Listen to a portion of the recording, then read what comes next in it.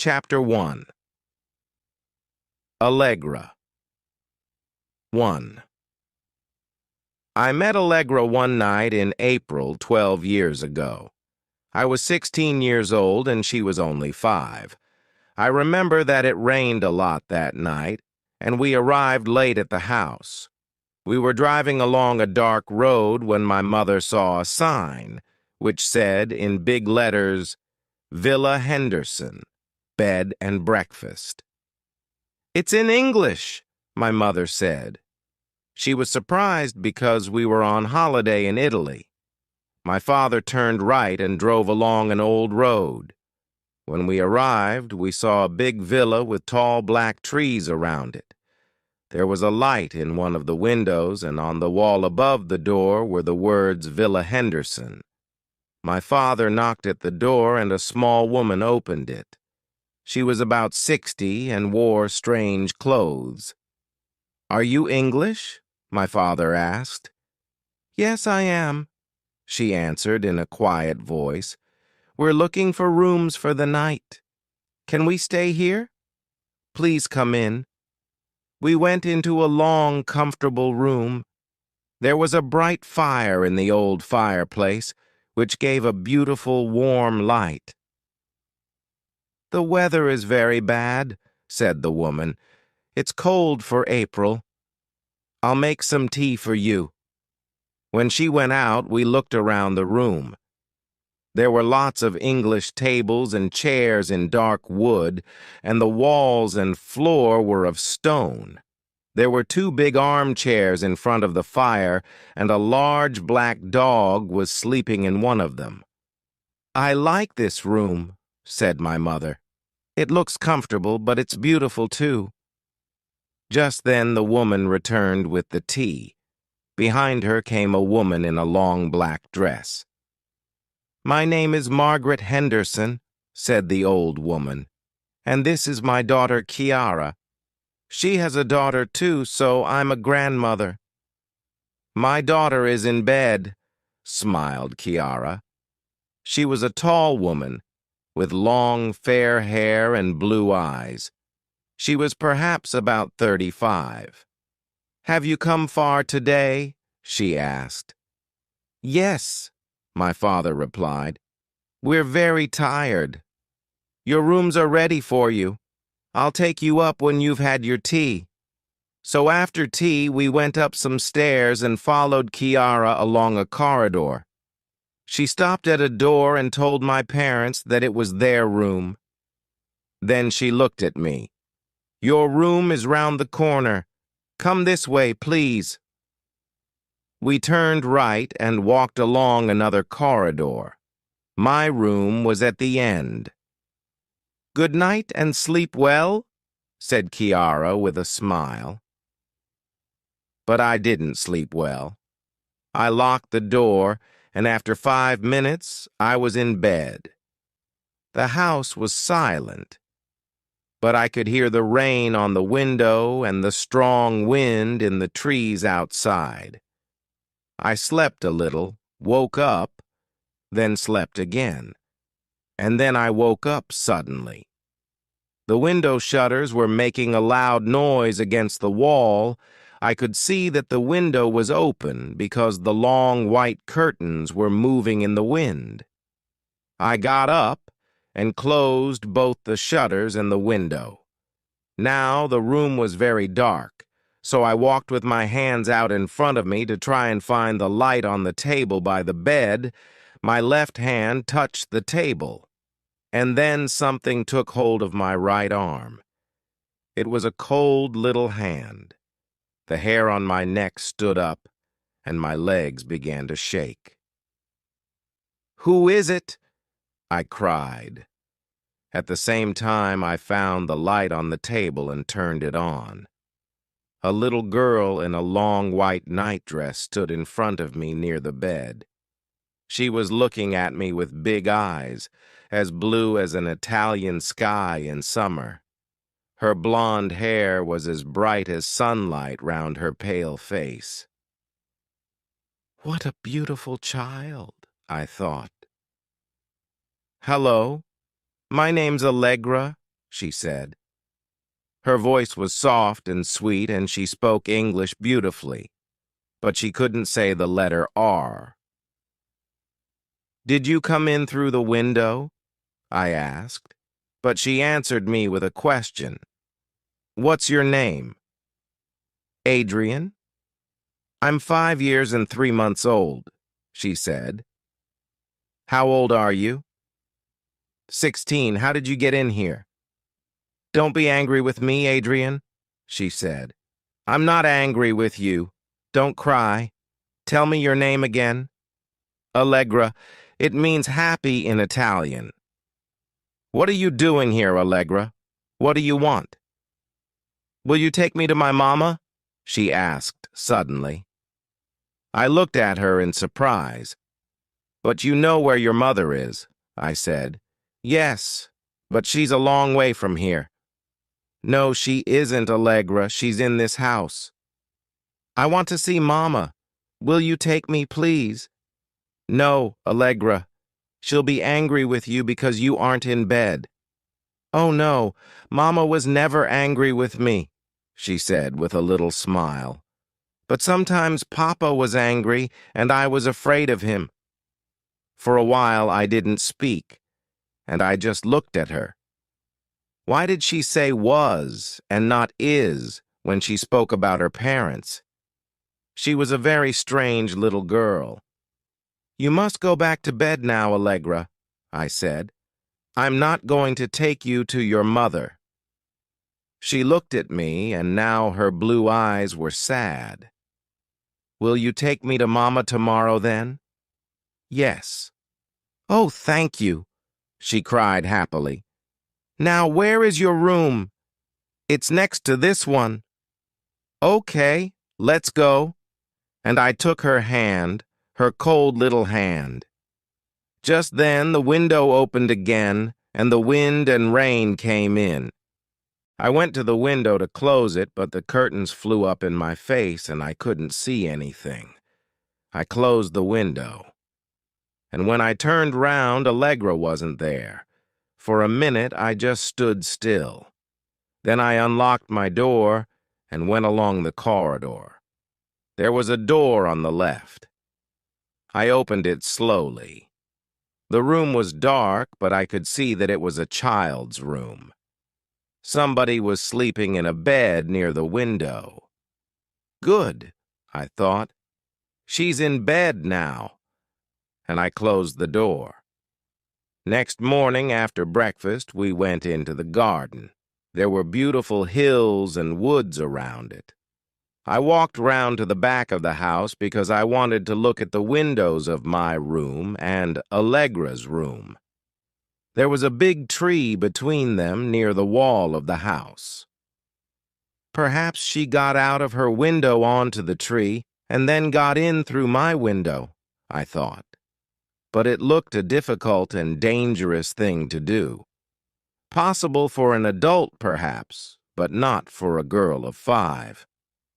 When I went back to the front garden, Allegra's mother was there.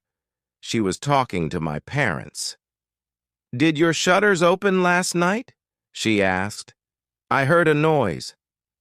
"No," replied my mother. "But we heard a noise too." "It was the shutters was in my room," I said. "Oh, I'm sorry," said Kiara. "Those shutters is very old, but I hope you slept well after you closed them." Shall I tell her? I thought. Then I said with a smile, "Yes, I slept well, thank you, but only after your daughter visit." "Allegra?" Kiara was very surprised. "Yes, she came to my room, in the middle of the night." "Did she? Well, I know she sometimes walks in her sleep." "But," I began, and I stopped. Again I thought, shall I tell her? But I decided not to say that the door was locked. I knew they wouldn't believe me, and I thought that they would laugh at me. So I just said that Allegra was a beautiful child. "Yes, she is," Kiara answered. But she isn't a very happy girl. Doesn't her name mean happy in Italian? Yes, but I've never met an Italian child called Allegra. Why did you call her Allegra? My mother asked. I don't know. The name came to me suddenly. Perhaps I wanted a happy child. And Chiara smiled sadly. Then she turned to the house and called her daughter. Allegra, come downstairs, please. I'm coming, came a shout from the house. We heard Allegra on the stairs. Then she came out. I looked at her. I looked and looked, but I couldn't believe my eyes. Chapter 2. Allegra. 2. She was pale and beautiful, like the girl in my room, but this was a different girl. This Allegra had long black hair, and her eyes were brown. Hello? She said. Was it the same voice? It was soft and sweet, but I wasn't sure. This is Adrian, said Chiara. He says that you went into his room last night, Allegra. The girl looked at me in surprise. No, Mummy, I wasn't in his room. She spoke English beautifully, but she couldn't say the letter R. You see, she doesn't remember, Chiara said to me. I think that she was walking in her sleep again. When I went to bed that night, I couldn't sleep. I was waiting for the girl and I was afraid. But after about an hour, my eyes closed and I slept. I woke up suddenly when a cold little hand touched my face. The girl's voice spoke softly in my ear. Wake up, Adrian. Wake up. I turned on the light.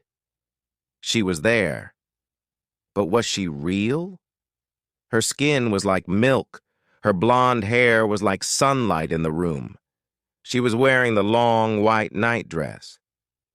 Is she real, or is this a dream? I thought. And I touched her face.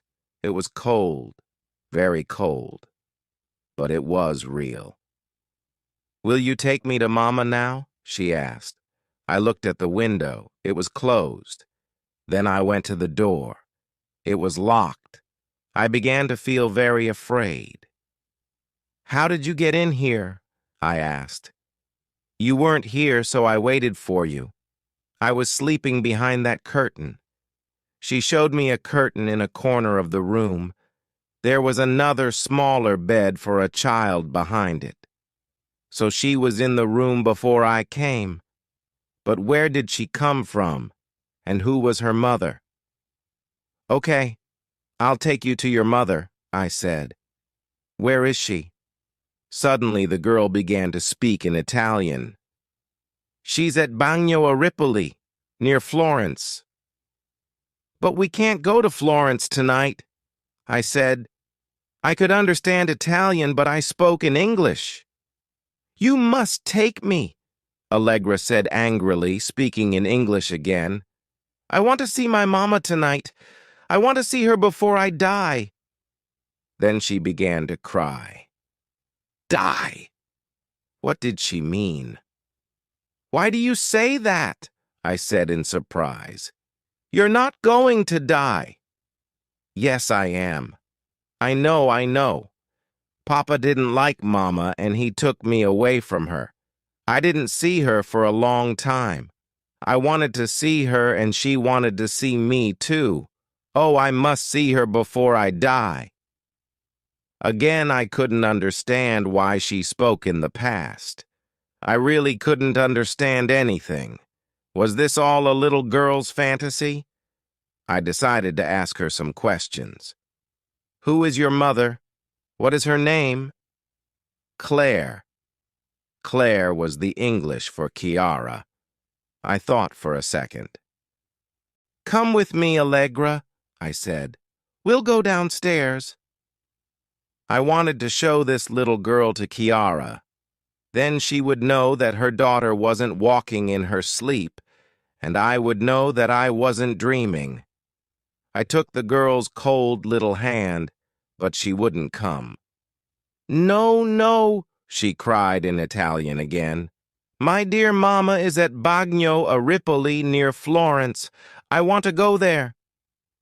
I said, "Wait here, Allegra. I'll go downstairs and bring my friend. She wants to see you. Wait here." I found Chiara in the long room. She was reading a book in an armchair by the fire. I told her that there was a girl in my room again. She looked surprised and followed me upstairs. We went along the corridor.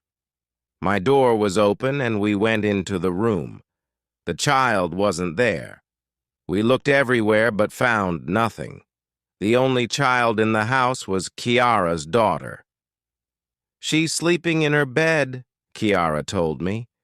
"Perhaps you had a dream, Adrian." "No, it wasn't a dream. There was a girl in my room a few minutes ago. I saw her and talked to her." Then I told Chiara everything about the girl. When I finished, she said, "Well, it's very strange. Who is this girl? She isn't my daughter. My Allegra has got black hair and brown eyes. And my husband didn't take her away from me. I know that he wants to take her away, but he can't. Allegra lives with me. You see, I don't love my husband anymore, and so he doesn't live here with us. He's in England, but Allegra likes him a lot, and I know that she wants to see him." She was silent for a minute, then said, "So the child in your room wants to see her mother and Allegra wants to see her father. It's strange, isn't it? I don't understand it." Next day, I went for a walk with Allegra Henderson. The big black dog came with us. We walked down a hill and came to a little river with a bridge.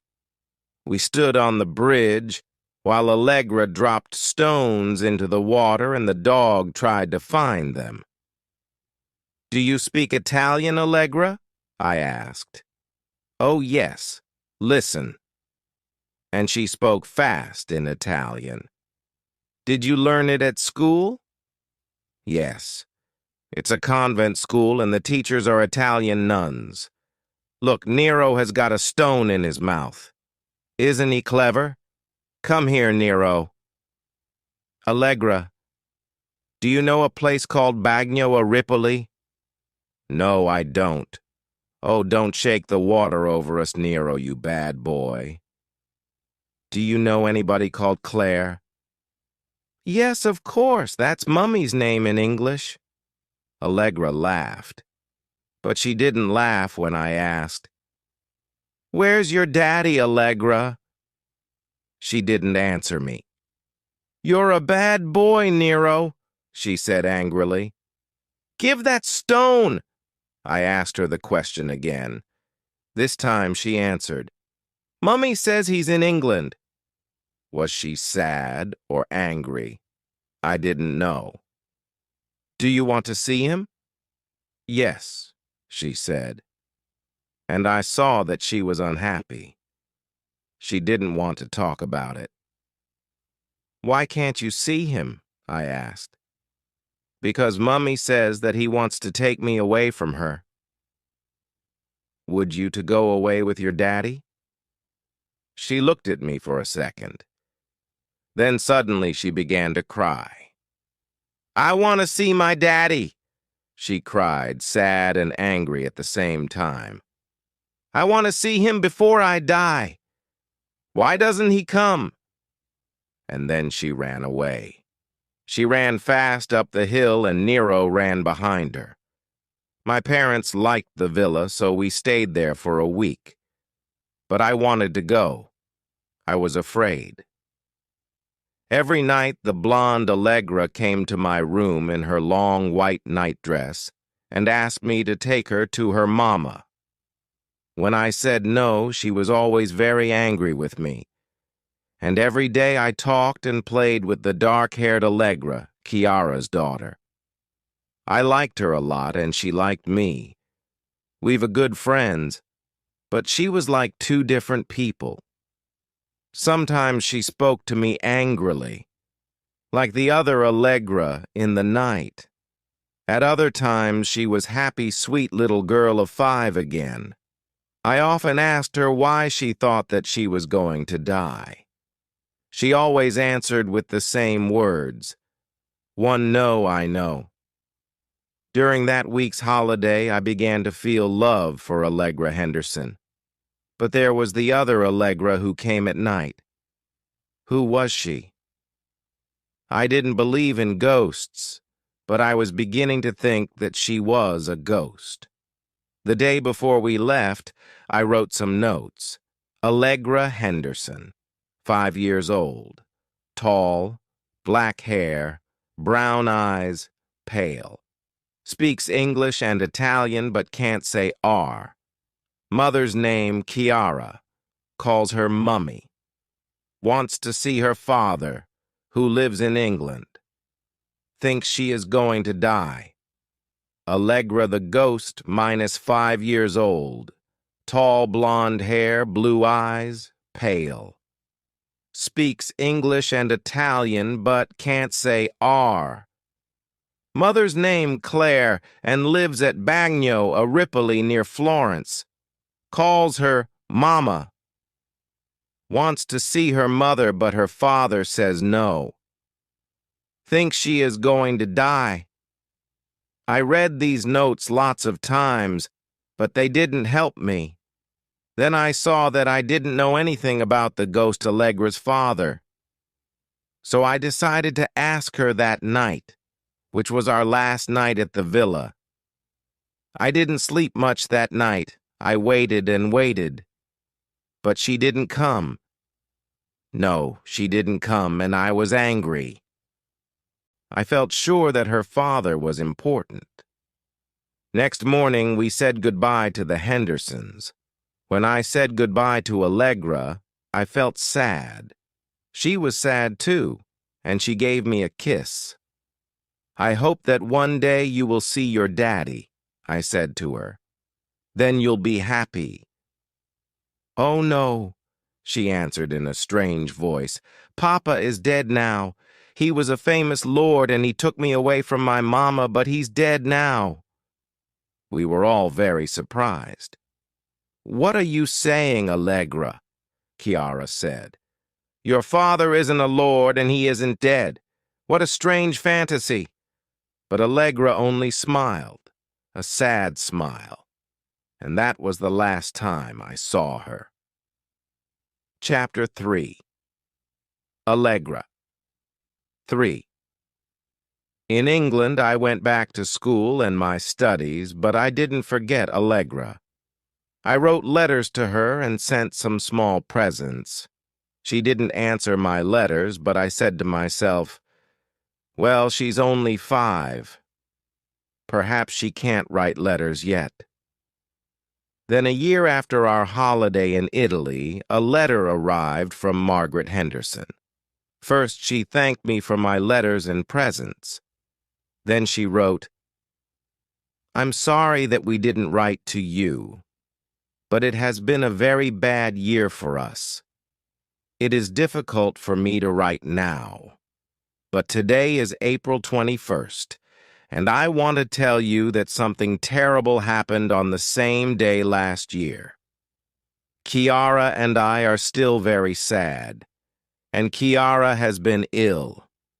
She doesn't eat much, and she doesn't want to speak to anybody. Now I'll tell you why. A week after your holiday, our little Allegra got a fever. A few days later, the fever was worse, and we called the doctor. He said that he wasn't sure what the fever was. Perhaps she drank some bad water or ate food that was bad, he told us. He gave her some medicine, and she was better. But then the fever returned very quickly. We couldn't find the doctor, and when he arrived, it was too late. Our dear little Allegra died on April 21st a year ago. Oh, it's like a terrible dream. Our darling child was only 5 years and 3 months old. Now she has gone and she will never come back to us. When I read this, I was shocked. Allegra dead. I felt very sad, and I began to cry. For a long time, I just couldn't believe it. I remembered her face, her voice, and her child's talk. I remembered our games and our conversations. Allegra came back to me like a ghost, and I was very unhappy. When I was 18, I went to university to study Italian. But I often remembered Allegra and that strange week at the Villa Henderson. How could I forget it? And I often thought about Allegra's strange words. I want to see my daddy before I die. How did she know that she was going to die? And then there was the ghost Allegra in my room, saying, I want to see my mama before I die. What did it all mean? I wanted to find the answer to this mystery. But how? In spring, I went to Italy for my studies, and I stayed in Florence with an Italian family. They had a little daughter. When they told me her name, I couldn't believe my ears. We wanted a different name, the mother told me. A name that you don't often find in Italy. Allegra came to me suddenly. It's a beautiful name, and we hoped that she would be a happy child. But she isn't happy. She's a strange girl. I looked at the child. She was tall. Her face was pale and beautiful. She had long brown hair and brown eyes. How old is she? I asked. She's 5? 5? Are you sure? I mean, is she? I said stupidly. Yes, 5. The mother looked at me strangely. Can I ask you when she was 5? I mean, when is her birthday? The mother looked surprised. In January. Why? But please tell me the exact day. You see, I'd like to buy her a present next year. Now the mother was smiling. She was born on January 21st. When I went to my room that night, I was afraid and I didn't go to bed. I was thinking about Allegra Henderson. She died on April 21st when she was 5 years and 3 months old. So she was born on January 21st, too. Was it possible that this Italian Allegra had the same name, the same birthday, the same age? I couldn't sleep. So I tried to read a book about some English poets in Italy. But I couldn't. I was waiting. She came at midnight. I looked at my watch. And then she was there in a dark corner of the room. A beautiful blonde child, her skin like milk, her eyes like the blue of an Italian sky. She wore a long white nightdress, Allegra. Will you take me to my mama? She asked in her beautiful English. She's at Bagno a Ripoli. It isn't far from here. I was very afraid now, and I shouted, Go away, go away. But she came and stood by my armchair. I want to see Mama before I die. Take me, she said angrily. I ran out of that room very fast. Next morning, I decided to go to Bagno a Ripoli. I drove there in my small Fiat 500. There were only a few houses and a small church called Santa Maria dell'Antella. I went into the church, but there was nothing special about it. Then I walked around the small cemetery behind it, but I didn't see anything different, so I decided to go back to Florence. When I was going out of the cemetery, I saw a tombstone with some English words on it. I stopped and read. Here lies Claire Clairmont, died in Florence. March 19, 1879, aged 81. The name Claire, again. The name of the ghost Allegra's mother. I was very surprised, but I still didn't understand anything. In Florence that afternoon, I decided to go to a bar and read the book about the English poets. And while I was reading about Byron and Shelley, I began to understand the mystery of Allegra. Chapter 4.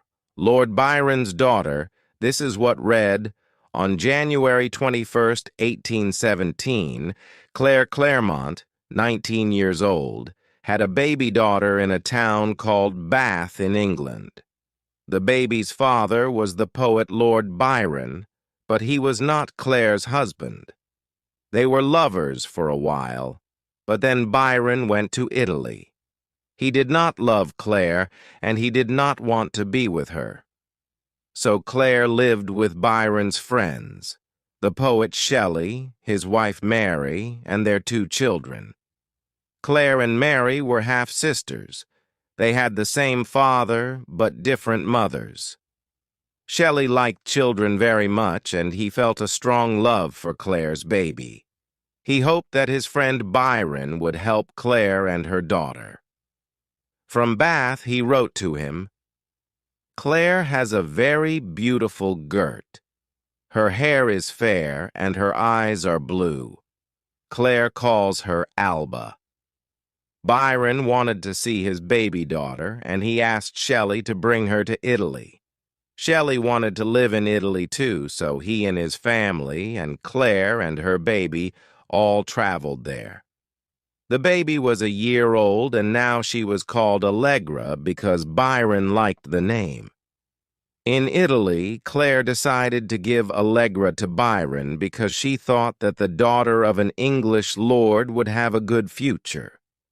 Shelley said to her, "No, don't do it, Claire, or you will never see your daughter again." But Byron was rich, and Claire thought that Allegra would have a better life with him. Of course, she did not want to give Allegra to Byron, and when she sent the child to him in Venice, she was very unhappy.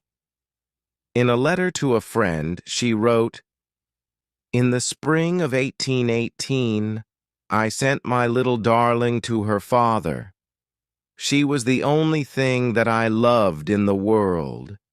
It was a terrible mistake. Allegra lived with her father in a big house called the Palazzo Mocenigo. It was full of strange animals, and even stranger people. After a while, Lord Byron understood that it was not a good home for a child. So he gave Allegra to an English family in Venice, and in August, Claire saw her there. Then Byron said that Claire and her baby and Shelley's family could stay at his villa near a town called Este. For 2 months, Claire was happy there with Allegra. But Byron also said that she must bring Allegra to him in Venice in the autumn. So, in October, Allegra went back to her father, and Claire never saw her again. Allegra stayed in Venice for 8 months with different families. Then Byron took her to the city of Bologna. He wrote to Shelley, "She is like me. She has white skin. Her voice is soft, and she can't say the letter R." For many months, he sent no news to Claire about her daughter. Then she heard that Allegra was with her father in a town called Ravenna. She wrote to him, "I want to see my daughter, please." But he said no. Claire wrote a lot of letters like this to Byron, but he did not answer them. She was very unhappy. When Allegra was 4 years old, Byron sent her to a convent school near Ravenna. The nuns were kind and loved her very much. But the convent was strange to her. The walls were white and cold, the rooms were empty, and sometimes she was cold because there was no fire. Every day she did the same things at the same time. This quiet life was very different from her life with Byron. Claire was now very angry. She did not like convent schools, and she was sure that Allegra was always cold and lonely. She wrote an angry letter to Byron. "My child must be with one of her parents," she said. He did not answer the letter. He thought that the convent was good for Allegra, and he told the nuns that Claire must never visit the child. They must lock the doors to stop her. But he said that Shelley could see Allegra because he was his friend. So one day Shelley went to visit Allegra at the convent. He wrote in his diary, "She is tall and pale, but her eyes are very blue, and she has a lot of blonde hair. She is beautiful and very different from the other children. I ran and played with her in the garden. She is very light and fast. I gave her some sweets, and I asked her, 'What shall I say to your mama?' She answered in Italian, 'Tell her to send me a kiss and a beautiful dress.' Then I asked her, 'What shall I say to your papa?' And she answered, 'Tell him to visit me and to bring Mama with him.' But Papa did not visit her, and Mama did not come." On June 6, 1821, Claire dreamt that Allegra was ill. She thought that her daughter was going to die, and she would never see her again. "Take her away from the convent," she wrote to Byron. But he said no. Of course, Claire wanted to go to the convent and take Allegra away, but this was very difficult. Byron was a rich and famous lord, and the people in the convent did what he wanted. They locked the doors. And then Allegra got a fever. The doctor came and gave her some medicine. For a while she was better, and the nuns hoped that she would live. But she died on April 21st, 1822. She was 5 years and 3 months old. Shelley was afraid to tell Claire that Allegra was dead. He thought that she would try to kill herself. But one evening, Shelley, Mary, and some friends were talking about Allegra when Claire come into the room. At once everybody stopped talking, and she knew. "Allegra's dead, isn't she?" she said. So Shelley told her the sad story. She was very unhappy and wanted to die. Shelley was also unhappy. He loved Allegra like a daughter, and he could not forget her. 2 weeks after Allegra died, he was with one of his friends on the balcony of a house by the sea. Suddenly he saw a child with long, fair hair and very blue eyes. She was coming out of the sea, and she was smiling at him. In the moonlight, he saw that she wanted to come to him.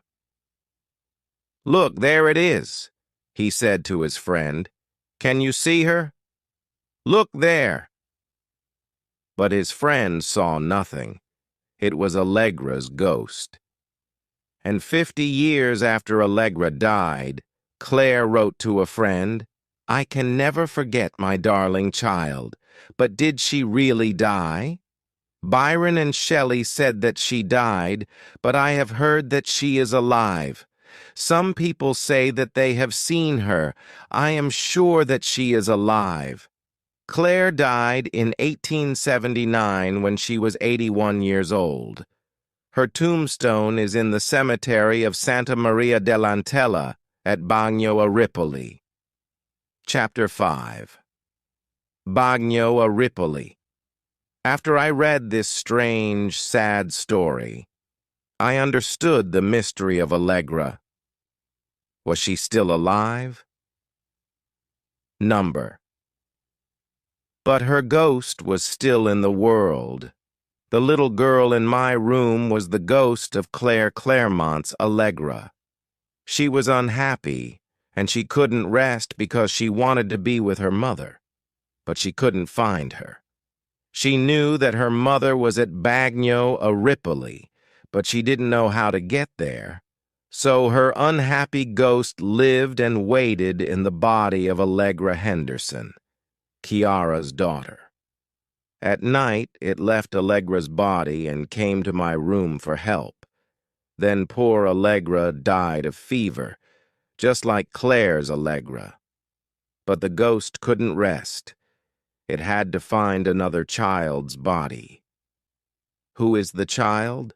I asked myself. Who is the next Allegra? Allegra 3. But I already knew the answer. My Italian family in Florence had a little daughter. Her name was Allegra, and she would be 5 years and 3 months on April 21st. It was now the evening of April 20th. I left the bar quickly and ran back to my family's house. When I arrived, the mother was crying. Allegra is in hospital, she told me. She's got a bad fever and the doctors aren't sure what it is. Oh, I hope it isn't dangerous. I hope she'll get better soon. She'll be all right, I said. She'll get better. But that night in my room, I said to myself, oh, please, no, no. I walked round and round the room, and I thought of my dear friend Allegra Henderson. I was afraid that Allegra 3 was going to die the next day, but what could I do about it? No! This Allegra must not die, I said angrily. Then suddenly I knew what to do. I waited. 10 o'clock, 11 o'clock, midnight. Please, please come, I said. I looked at my watch. 12:15. Will she come? Will she come? I said again and again.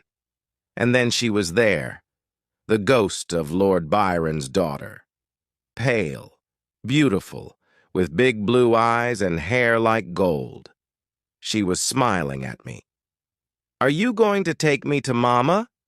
Yes, Allegra. We're going to Bagno a Ripoli, but we must hurry. Come on, let's go. She laughed happily.